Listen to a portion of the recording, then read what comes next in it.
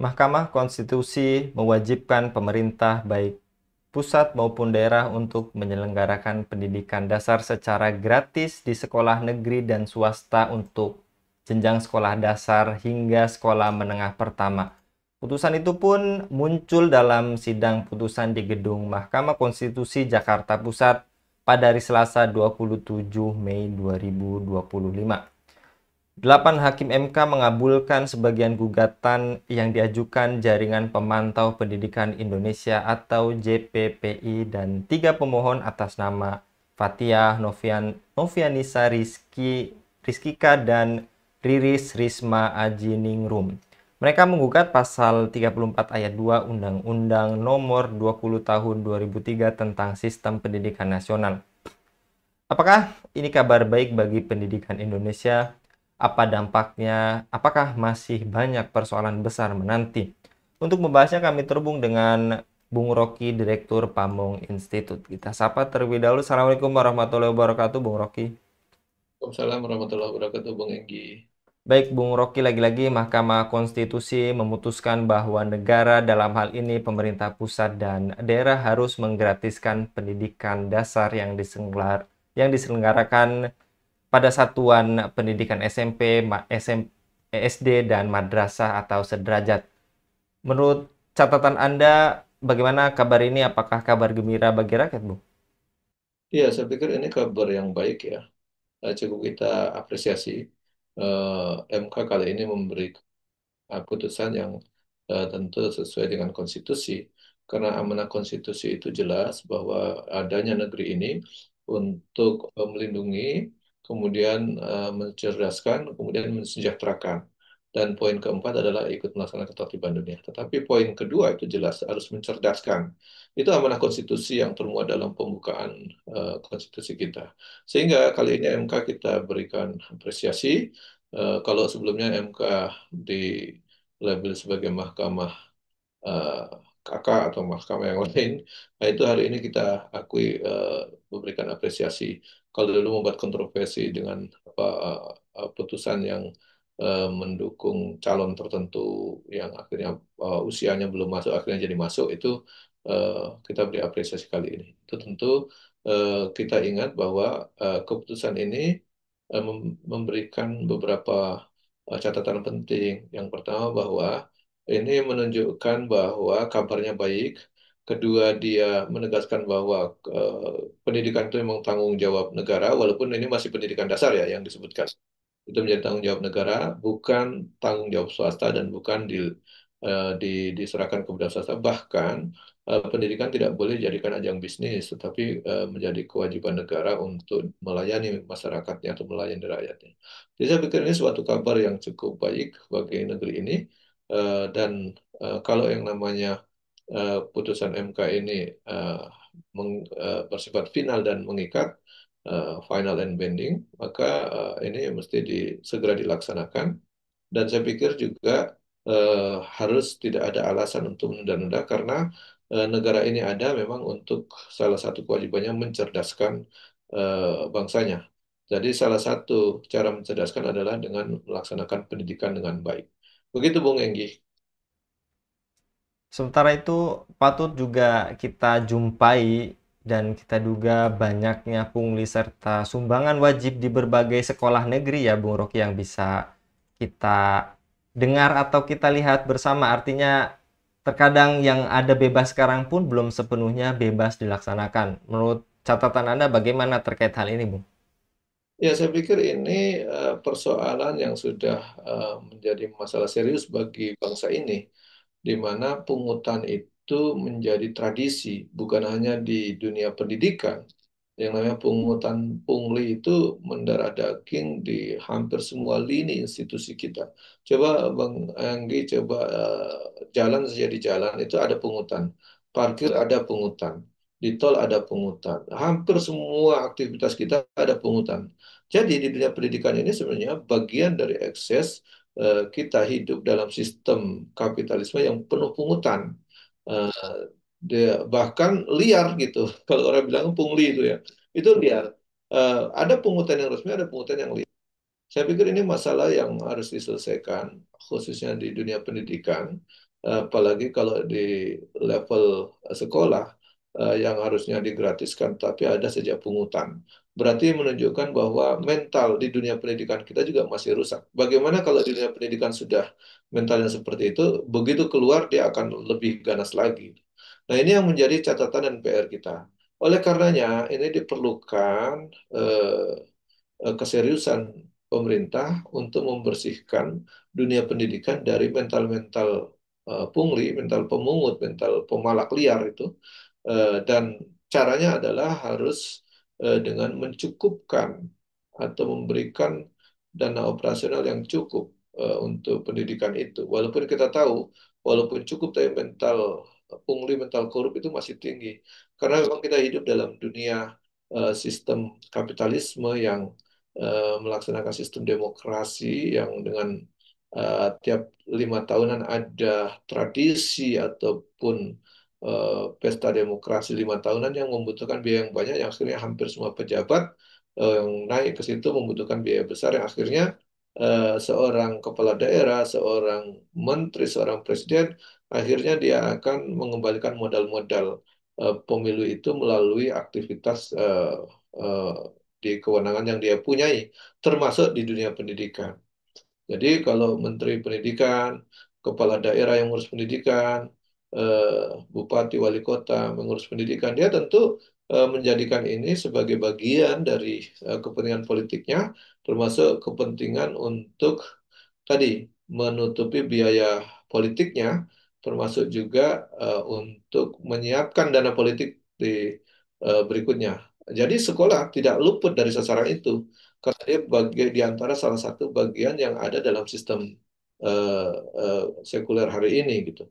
Jadi mau di dunia pendidikan, di dunia perhubungan, di dunia kesehatan, di dunia macam-macam itu ujungnya akan terbebani dengan biaya politik yang tinggi, yang itu akhirnya terbebani juga di operasional dia. Nah, di sekolah yang mestinya digratiskan, kita mestinya punya konsisten, punya komitmen harusnya membuat itu gratis. Tidak boleh ada lagi pungutan-pungutan liar ataupun beban-beban lain. Saya pernah dengan beberapa diskusi dengan beberapa DPR daerah ketika memberikan pelatihan, itu saya sampaikan mestinya daerah pun bisa menggratiskan, bukan hanya menggratiskan biaya pendidikan, karena pendidikan gratis itu biasa saja karena ringan sebenarnya. Tetapi harusnya kalaulah mereka pendidikannya gratis, kemudian tiba-tiba negara mewajibkan harus pakai seragam, itu kan walaupun biaya pendidikan SD-nya gratis, tetapi begitu pinta pakai seragam, kan orang tuanya terbebani dengan biaya seragam. Jadi membuat mewajibkan anak-anak sekolah pakai seragam tanpa dibantu oleh negara, itu berarti negara menghambat anak-anak untuk mengakses pendidikan, karena kalau tidak pakai seragam tidak boleh sekolah dan tidak ikuti pendidikan.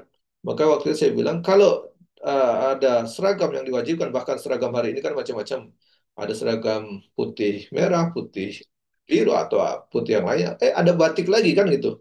Ada batik, ada baju olahraga dan seterusnya, ada pramuka dan seterusnya. Itu semua walaupun sekolahnya kalaulah dibuat gratis pelajarannya atau prosesnya, tetapi akhirnya eh, masyarakat atau rakyat terbebani dengan biaya-biaya tadi seragam tadi. Oleh karenanya, kalau negara mewajibkan siswa sekolah harus pakai seragam, maka negara punya kewajiban untuk memberikan seragam itu. Saya sampaikan demikian karena memang kebijakan yang membuat rakyat terbebani harusnya negara dia menyiapkan itu. Oleh karenanya, kalau memang pendidikannya dibuat harus dia digratiskan, maka gratiskanlah juga praktek-praktek yang lain sehingga tidak menambah pungli-pungli. Pungli kan munculnya dari situ, menambah biaya seragam, menambah uang buku, menambah uang ya iuran macam-macam akhirnya kan gitu. Jadi akhirnya biaya yang dibilang harusnya gratis, orang tuanya terbebani dengan berbagai macam-macam itu. Begitu, Bung Enggi. Yang tadi telah Anda juga paparkan, lantas dalam Islam pembiayaan pendidikan untuk seluruh tingkat pendidikan tidak hanya yang saat ini sekolah dasar maupun menengah sepenuhnya merupakan tanggung jawab negara. Seluruh pembiayaan pendidikan menyangkut juga gaji guru maupun dosen maupun menyangkut infrastruktur atau sarana yang tadi juga Anda sebutkan, baik prasarananya juga sepenuhnya Apakah menjadi kewajiban negara dan apakah dalam Islam pendidikan disediakan gratis oleh negara dalam seluruh jenjang, Bung? Ya, mestinya bukannya dalam Islam, dalam konstitusi kita kan mewajibkan itu, mencerdaskan kehidupan bangsa. Nah, apalagi dalam Islam, walaupun kita tahu sistem pendidikan kita ini kan sistem pendidikan sekuler warisan Belanda, warisan penjajah. Nah, ini juga perlu kita sadari bersama bahwa dulu ketika penjajah datang, kita kan masyarakat negeri ini sudah punya sistem pendidikan yang sangat baik, murah, efisien, dan sangat berkualitas. Itulah dengan sistem pendidikan pesantren yang oleh Belanda dianggap sarang ekstremis kalau dulu ya. Mungkin kalau hari ini disebut sarang teroris gitu, sarang radikalis gitu ya. Kan sama itu posisinya. Jadi Belanda menggusur model pendidikan pesantren itu yang awalnya sangat efisien, murah dan bisa dijangkau oleh rakyat. Bahkan banyak santri-santri itu kan yang tidak membayar, tidak punya apa uang orang tuanya, bahkan dia bisa ikut pendidikan asal dia mampu ikutan bekerja di situ, ikut latihan di situ dan seterusnya sehingga dia tercover semua biayanya. Nah, datanglah penjajah Belanda membawa sistem pendidikan sekuler itu yang oleh Edward Weizsäcker mengatakan ini adalah politik etis, politik penjajah yang sudah menjajah dia ingin membantu rakyat yang dijajah. Padahal sebenarnya justru menggusur pendidikan pesantren yang di masa penjajahan itu sebagai sumber apa perlawanan terhadap penjajahan atau para pejuang-pejuang kita kan rata-rata alumni pesantren. Coba kita lihat para pahlawan kita. Kebanyakan mereka pernah berguru pada kiai-kiai di pesantren itu. Mau Soekarno, mau apa Kartosuwiryo, mau apa yang lain-lain. Mereka pernah berguru di guru-guru pesantren termasuk kepada host Cokro Aminoto. Itu kan semua jebolan pesantren itu. Bukan pendidikan sekuler yang melawan. Akhirnya Belanda menganggap itu bagian dari hal yang harus digusur. Akhirnya mereka menawarkan sistem pendidikan sekuler dan saya pendidikan sekuler sampai hari ini masih ada. Dan eksis justru itu yang didukung oleh negara seterusnya kan gitu maksudnya. Oleh karenanya dalam Islam pendidikan sebenarnya menjadi kewajiban negara. Nah, kalau menjadi kewajiban negara berarti haknya rakyat. Nah, kalau haknya rakyat berarti negara punya kewajiban untuk menjalankan kewajibannya. Dan hak rakyat berarti rakyat boleh menuntut haknya gitu. Nah, bagaimana bisa gratis? Tentu dengan pengelolaan negara yang tepat, tidak menggunakan sistem sekuler yang kapitalistik. Semua sumber daya alam, sumber kekayaan alam bisa digunakan untuk membiayai kewajiban-kewajiban negara yang penting. Jadi sederhananya begini, Bung Enggi, kalau negara punya uang, daripada dia membangun istana negara atau IKN, kota negara, mending dia bangun sekolah dan kampus. Dulu saya membandingkan begitu. Kalau dia bangun ibu kota, maka yang menikmati itu ya segelintir penduduk Indonesia, bahkan para pejabat tuh. Tetapi kalau dibangun kampus, bangun sekolah, bangun pasar, maka itulah yang menjadi kewajiban negara untuk menjalankan rakyat. Coba bayangkan sekarang kebijakan fiskal kita atau kebijakan keuangan negara kita. Berapa persen untuk pendidikan? Mereka upload 20%. Lalu 80%-nya berpihak ke siapa? Ini kan jadi persoalan. 80%, 20% pun itu tidak murni jatuh untuk pendidikan. Ada sebagian besar dikorupsi lagi. Belum lagi dibebani dengan pungli. Coba bayangkan, ini sekarang lagi ramai. em, Mantan Menteri Pendidikan Nadiem itu kan ter, terduga korupsi di dunia pendidikan laptop itu. Coba bayangkan. Seorang Menteri Pendidikan hari ini tersandung kasus korupsi. Menterinya, kalau Anda bayangkan kalau menterinya korupsi, bagaimana bawahannya gitu. Jadi itulah dunia pendidikan sekuler kita yang begitu rumit dan begitu mahal.